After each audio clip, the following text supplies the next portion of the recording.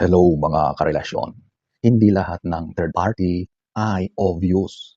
Minsan, hindi siya yung babae na lantaran. Hindi siya yung nang-aagaw agad-agad. Minsan, nandyan lang siya, tahimik, nagmamasid, unti-unting lumalapit. At ang mas delikado, minsan hindi mo siya napapansin hanggang sa huli na. So sa video na ito, pag-uusapan natin ang 7 senyales na may babaeng umaaligid sa lalaki mo.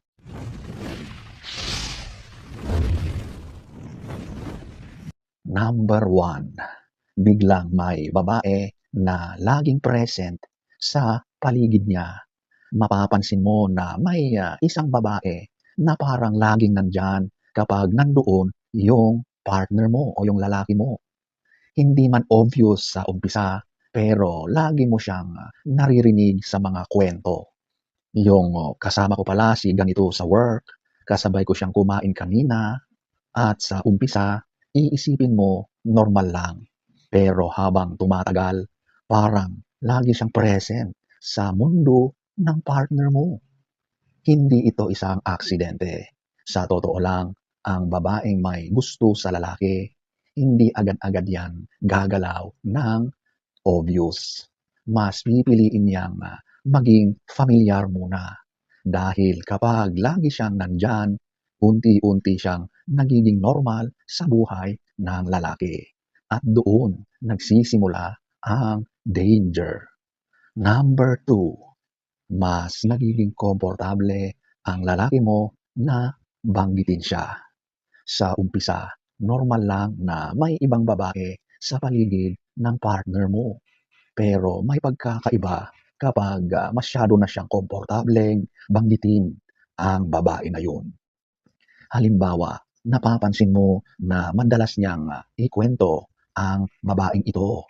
Minsan, detalyado pa kung ano ang ugali, ano ang mga ginagawa, ang mga sinasabi.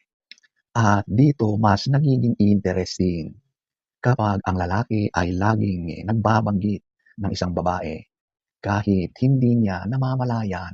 Ibig sabihin, may space sa isip niya ang taong ito. Hindi naman ito ibig sabihin na may ginagawa na siya, pero ito ang unang stage ng emotional connection at kadalasan dito nagsisimula ang problema. Number 3, may inside jokes o connection na hindi mo gets o maintindihan. Ito ang isa sa pinaka-subtle pero malakas na senyales. Kapag may babae na umaaligid sa lalaki mo, madalas nagkakaroon sila ng sariling koneksyon na hindi mo agad maintindihan. Halimbawa, may mga biro sila na sila lang ang nakakaintindi. May mga tinginan na parang may alam silang dalawa. At ang mga tingin na yan, nako, sigurado may ibig sabihin yan. May mga moment na parang may sariling mundo sila kahit nasa harap mo. At kahit maliit lang ito, malaki ang ibig sabihin nito.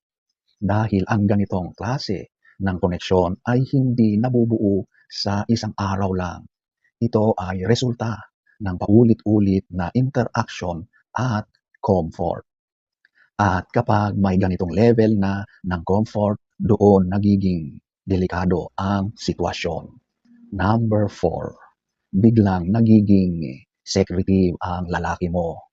Isa sa pinaka-obvious na red flag ay kapag nagbabago ang behavior ng lalaki mo pagdating sa privacy. Halimbawa na lang, dati open siya sa phone niya, ngayon hindi na. Dati okay lang sa kanya na makita mo ang mga messages, ngayon itinatago na niya. Dati normal ang mga updates, ngayon kulang na. Hindi mo agad masasabi na may third party, pero nararamdaman mo na may nagbago. At kadalasan, ang pagbabago na ito ay nangyayari kapag may ibang tao na nagiging importante sa buhay niya na hindi niya sinasabi ng diretso. Number 5, mas napapansin niya ang ibang babae kaysa dati. Kapag may babaeng umaaligid sa lalaki mo, minsan hindi mo ito makikita agad sa mga kilos niya, pero makikita mo sa atensyon niya. Bigla siyang nagiging observant sa babae na yun. Napapansin niya ang mga maliliit na bagay sa babae. Napapansin niya kapag may nagbago sa itsura. Napapansin niya ang mga ugali at mga moods ng babae. At kapag ang lalaki ay ganito sa isang babae, ibig sabihin may level of interest na nabubuo. Hindi pa man niya aaminin, pero yung atensyon ay isa sa pinakaunang sign ng attraction.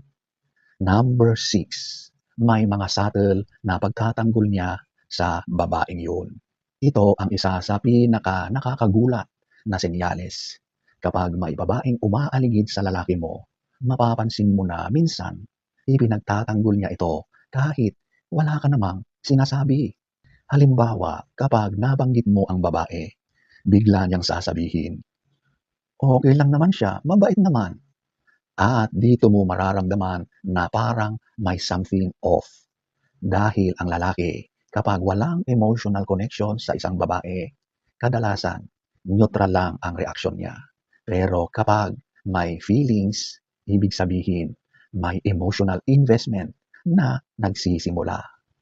Number 7, unti-unting nagbabago ang samahan ninyong dalawa. Ito ang isa sa pinakamahalagang senyales. Hindi ito tungkol doon sa babae, kundi tungkol sa inyong dalawa. Kapag may babaeng umaaligid sa partner mo, madalas hindi mo agad makikita sa kanya, pero mararamdaman mo sa relasyon ninyo. Mas nagiging distant siya. Nagiging konti na lang ang mga pagsusumikap, mga effort. Mas malamig na ang usapan at pakikitungo sa iyo. At kahit walang malinaw na dahilan, mararamdaman mo na parang may nagbago sa samahan ninyo. At kadalasan ito ang pinaka-delikado dahil dito nagsisimulang pumasok ang ibang tao sa space na dapat ay para sa iyo lamang. 2,000 years later. So, ayan po mga karelasyon. Sa huli, mahalagang tandaan na hindi lahat ng babae na lumalapit sa lalaki mo ay may masamang intensyon. Pero bilang partner, mararamdaman mo kung may kakaiba. At kapag may naramdaman kang ganon, huwag mo agad baliwalain. Hindi para mag-overthink ka, kundi para alagaan mo ang relasyon ninyo bago pa ito masira. Dahil ang totoo, ang pag-aagaw ay hindi biglaan. Nagsisimula ito sa mga maliliit na bagay na hindi mo nakikita.